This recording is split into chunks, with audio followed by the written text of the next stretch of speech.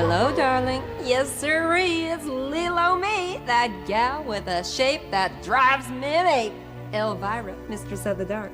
The show, as you know, is movie macabre, and once again I've plucked from our vaults yet another celluloid sickie. So, stick around.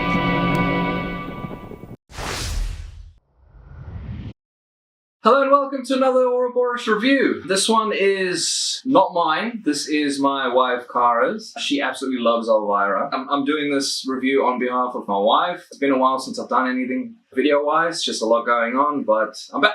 Let's get into it. Alright, starting off with the box. Just the standard box, no crazy artwork or anything. You see Elvira, Mistress of the Dark, it's same on the top. Yellow banner going all the way around saying Tweeterheads. The font is like old school horror. Not too much to talk about. It's just a plain simple box, which is fine. Moving on to the statue. Alright, here she is. And she is very, very cool. One thing that always stops me with a lot of statue purchases is the faces are always not great. I've had a few that they're done well enough from a distance, but they're nowhere near Prime 1 Studios good. Like most of my characters are all masked in some way. Spider-Man, Venom, Carnage, Black Suit Spider-Man, etc. I used to have a sideshow Black Cat 1/4 scale, and like her paint job didn't come close to this. Like this is done really well. This company's doing a really good job. Yeah, let's take a closer look. All right, we'll start off with the base. It's just like a stone base with cracks through it, white and grey dry brushing over the top with some darker wash to go fill in those cracks and bring out that detail. The feet are painted nicely. It looks pretty good. Not too much to talk about. I don't like how thick her dress is. It just looks a little funny, but if they didn't use real material, I think it would be extremely fragile, so I understand why they did that. It just doesn't look that natural, especially the holes. It doesn't look like material, I guess. But the shoes are painted nicely. They're just like a nice sheen black. The sculpt in the actual dress looks nice, except for like the flow of the material here looks good. It's just those holes and how thick the dress really is. Yeah, there's not too much to talk about here. We'll move on up to the thighs and then torso and head. So the thighs and the body of the figure look really good. Her butt looks really nice. The flow of the material look really good. No issues at all. The only thing that I wish that they did is real stockings. It's just a paint job. It's a very convincing paint job, but I feel like they could have done real material for that. That would have looked really good. Possibly, the only issue I could see with that is if you accidentally scrape it or scratch it, that material will tear like how stockings do. But not too much to say. We'll move in on the hands, belly area. This is one of the areas that this statue really shines. The dagger has real like gems in it, which is awesome. And it would have been quite difficult to put all of them in the right spot. You can see there's like pearls, gold handle, gold crossguard, and then the 4 blue crystals are real, either plastic or glass. Then you have the 1 green one in the middle and the big red one. Not even Prime 1 has a real gem in the Dante statue. And yeah, even her ring has a real little diamond in there, which is awesome. Not real diamond, but yeah. The fingernails look amazing. They're really well painted. They look like they're manicured like crazy. Nice gloss shine. The bracelets look okay. Again, they could have gotten away with doing a real bracelet, but for the price that this is, you know what, they could have done it, yeah. We'll leave it at that. The gold is painted alright. The hands are painted quite nicely. The sculpt work for the tattered dress bits here look really good. You can see a little bit of her hair coming down. We'll talk about the hair a little bit more. But the folds and creases of her dress look really nice. I'll move up to the chest. Before we do move up to chest and shoulders, I just wanted to get a bit of a better look at her nails and the dagger. It looks really good. The shine, the glitter of the diamonds really make it pop that extra bit that would have been fine if they painted it, but this looks way better.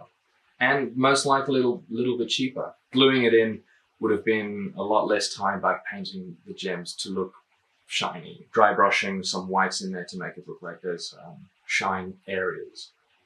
One of the selling points for Elvira was that she was meant to be provocative and sexy and kind of mischievous. So yes, this is a very revealing dress. I have to go through this properly, efficiently, so I'm sorry if having her boobs the main focal point here is a problem. I really do apologize.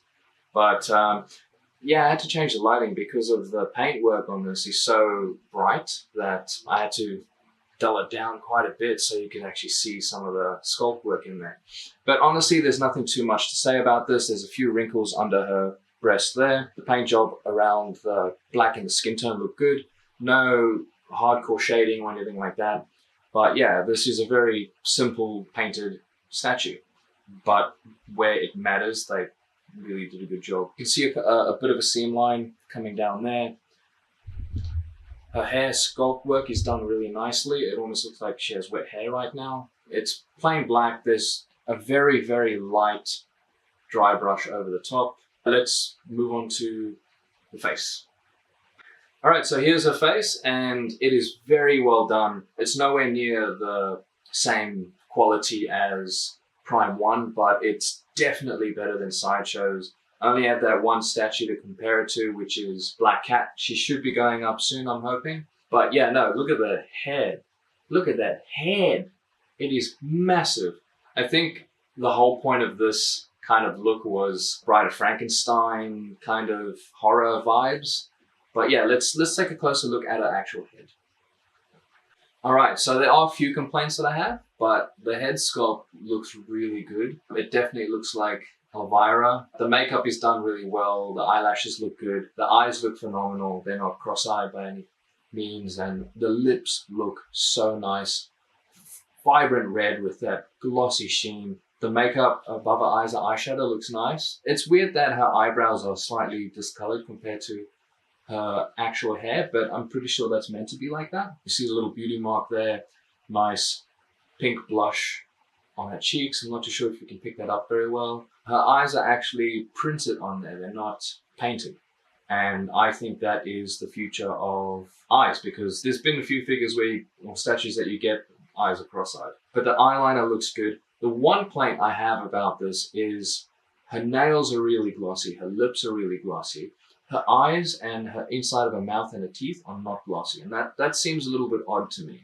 Because it's a wet substance, like her eyeballs need to be glossy, and so does her teeth at least.